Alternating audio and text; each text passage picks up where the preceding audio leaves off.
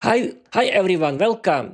This is Peter's. Okay, Peter, just come down and start again, Peter, because I'm a little. How can I tell you?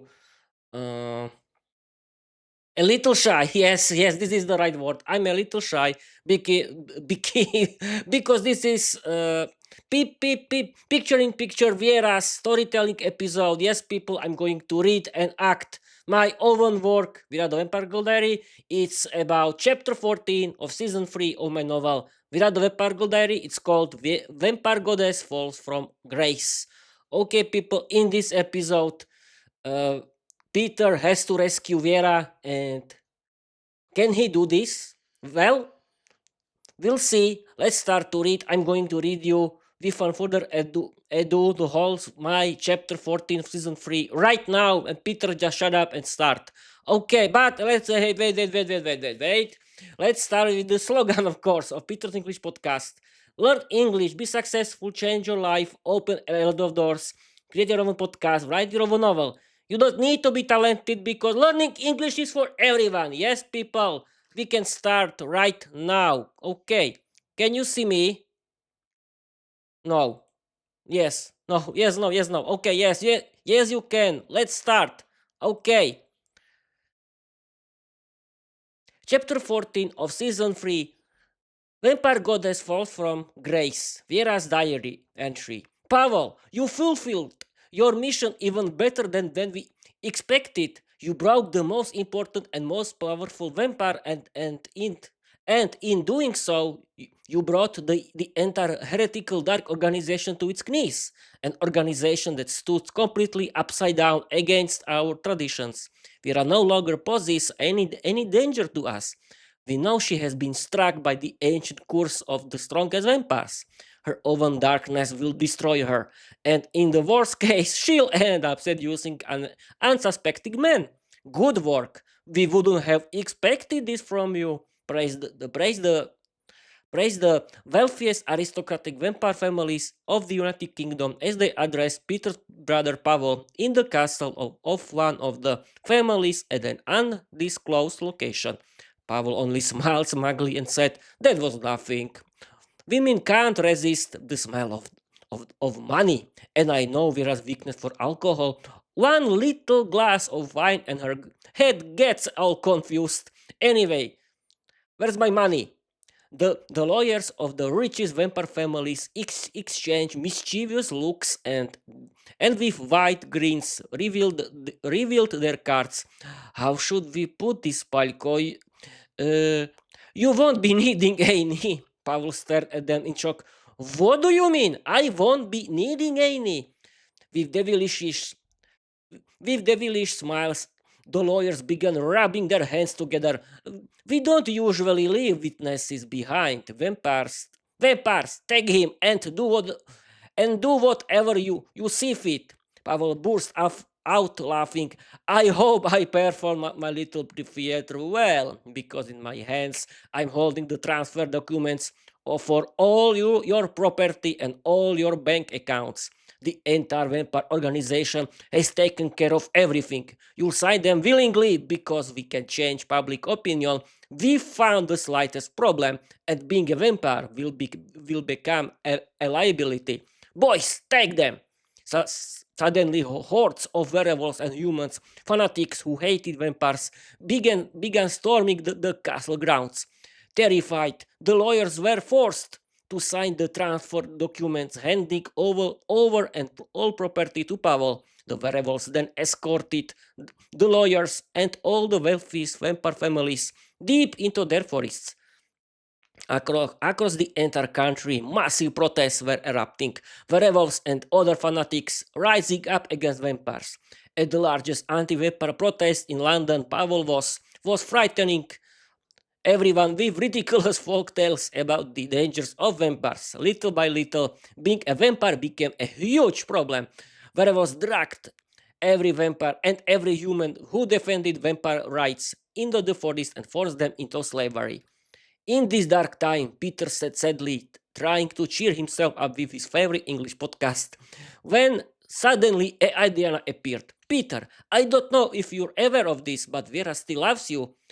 When we showed her when we showed her what she did while she was drunk, her dark self began to take control. At the end, it could turn her into a dangerous night predator using emotions and money to manipulate any man. Only you can help her. Please help her and forgive her. That Diana pleaded. Peter, Peter glared at Diana with an angry expression and burst out shouting, full of emotion. I saw with my own eyes what kind of beast Vera is. She's probably just acting out another one of her performances right now. It's dangerous to associate with vampires. Thank you, but please leave. I want to be alone. Adena walked away silently, tears in her eyes. Peter muttered angrily to himself. Finally, she went to hell. I thought she'd never leave. An hour later, Peter received another unexpected visitor, Vera's mother, the vampire Evka. Don't worry, Peter. No one followed me. I've come to beg you on my knees, in the name of my little girl, my Vera, for your help. Please, Peter, save my daughter. Because of you, she felt so guilty that her dark self attacked her like an illness. If you don't help her, we will lose her forever. I beg you on my knees as a mother. Please help my Vera. With tears in his eyes, Peter embraced Evka and said, for good's sake, I must save our Vera. I love her passionately, and thanks to you, I finally realized it. The Council of the Dark Organization realized how dangerous Vera's dark self had become, and, and, and the very next day, her own vampires. The special units of the Dark Organization escorted her to a spa facility for homestyle treatment, guarded around the clock. Fully aware of Vera's power, the vampires watched her diligently day and night. What frightened them the most was when she spoke to herself. Vera, they locked us in this home treatment like a little bird in a golden cage. It's time to have some fun, turn into a mist, and slip out somewhere to enjoy yourself. Vera answered obediently, yes, boss. She transformed into a mist and escaped effortlessly into freedom. Once she, once she was far away from the vampires, her dark self spoke again. Now, we're going to enjoy the company of men. Let's go visit your ex. You still love him. Peter will definitely be happy when he sees you.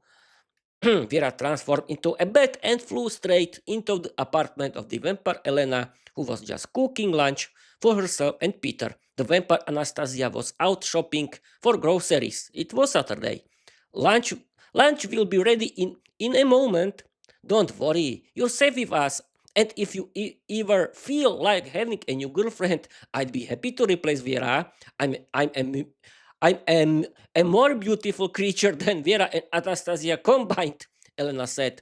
And Anastasia returned with the groceries just in time to hear Elena's usual cheap flirting.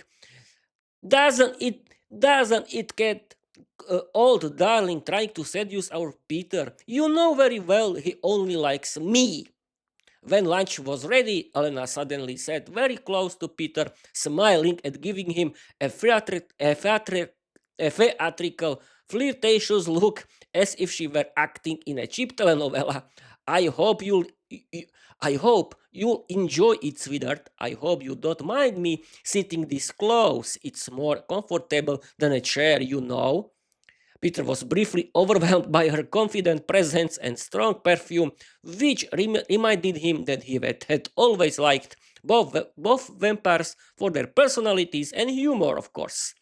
So he said, I've been single for a long time. If Vera can spend time with my brother, then why shouldn't I spend time with you two? You're not doing anything wrong. Both vampires blushed, smiled, and began showing off in their usual playful way, the kind of joking they always shared with Peter. Oh, absolutely! No one has ever complained when I said close, Elena laughed. Anastasia joined in. All right, now it's my turn. I want to sit close too. Fairness first. After a moment, Elena stood up, her face red from laughing. I'd better get up before you start getting jealous. Anastasia replied, "There's nothing to be jealous about. I'll just give him a friendly hug instead." And she did, a short, friendly, affectionate hug. Peter, completely red, froze mid-sentence and quickly said, let's just eat." The vampires laughed together. "Yes, boss." After they finished eating, they watched a good English film together. The vampire sat close to Peter, leaning against him like friends who enjoyed his company and trusted him deeply. When night came, Peter went to bed. At midnight, he had a terrible dream. He dreamed that a dark apparition was standing beside his bed, but it wasn't an apparition, it was his Viera. "My dear, you're so sweet when you sleep. I love watching you," she whispered. Peter was terrified at first and screamed, which immediately brought both vampires running to him. To his shock, they both knelt before Viera, kissed her hands in respect, and said, "Our Lady has returned." Viera, Peter was stunned. "What kind of betrayal is this? You were supposed to protect me, not betray me." Both vampires winked at him and said together, "We did protect you on the orders of our Lady Viera. We've been her loyal servants the whole time. We hope you were satisfied with our company. Lady Viera will give us a review for our agency for the Lonely Project." Peter, frightened, paid both girls the full fee for their company service just to keep the peace. Viera smiled the whole time and said, "I'm happy to see you, darling. You're still my boyfriend. I can feel it right in my heart. I stayed loyal to you. I came to take you back. And now, girls, sit with him so I can see how my little tomcat is doing. I want to feel a bit jealous. Then we'll all go have fun at the disco." Peter was stunned. He whispered to himself, "Is this my Vera talking or her dark self?" Vera immediately read his thoughts and sent the answer straight into his mind. "Both, of course, we are one." Peter decided it was safer not to think anything at all. "All right, girls, you've enjoyed his company more than enough. Give him a little space. One more minute and he'll be completely overwhelmed.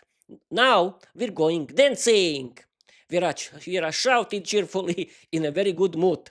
After 2 long hours of preparation, all three vampires were finally ready for London's nightlife. Peter needed only half an hour.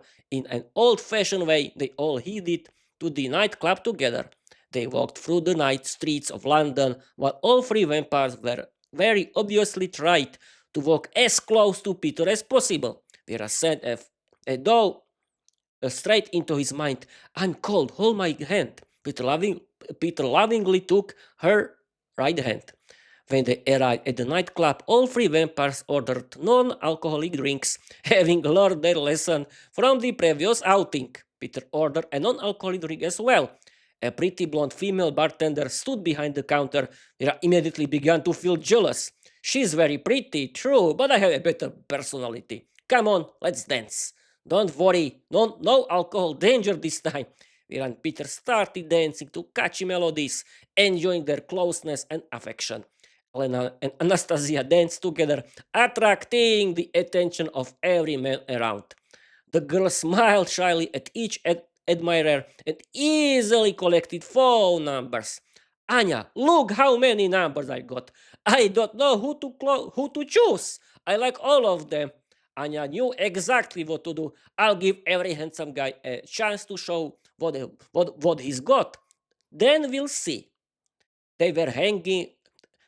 They were having a great time when Vera sent Peter another thought. "Let's slip away from the girls. Look, near the entrance to the restroom, no one is there. Come with me.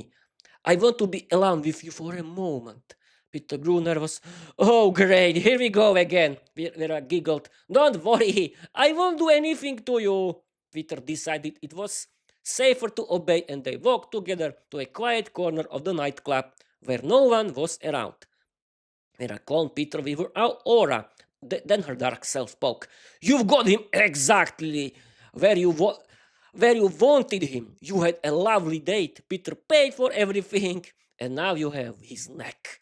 Vera's eyes suddenly turned red. Her dark self tried to do something she never wanted to allow. She was moments away from losing control when Adriana appeared. "Vera, stop! Don't do it! Don't do it! You love him. He loves you. Why would you hurt him? We found his consent. Vera finally regained control and pushed her dark self back with full strength. I could never do that to him. I love him. You, dark self, get out of my head. Well, I'm still asking nicely. I want to enjoy myself too. I loved this date until now, but from this moment on, no more hints and no unnecessary witnesses. The dark self tried to resist, but Vera's power overwhelmed it instantly. It couldn't say a single word and vanished for a very long time. Vera turned to her boyfriend. I finally defeated my dark self. I hope you enjoyed the date, because I did, at least until this moment. Peter silently hugged Vera with love and gave her a gentle, affectionate kiss. As if there hadn't been enough excitement already, suddenly Pavel burst into the same nightclub where Peter and the vampires were, accompanied by a massive horde of werewolves. People, party's over, everyone go home. We found vampires here, folks. We need to capture them all. The werewolves surrounded Anya and Elena, who screamed in fear. This immediately brought Viera, Peter, and Elena running. Viera, furious, transformed into the largest and strongest werewolf. She felt Pavel's presence and with it the humiliation he had caused her. Pavel, you ruined my fun again. I was having such a lovely day with your brother until you destroyed my mood. You'll pay for this. Werewolves, you've been blinded by hatred toward us vampires.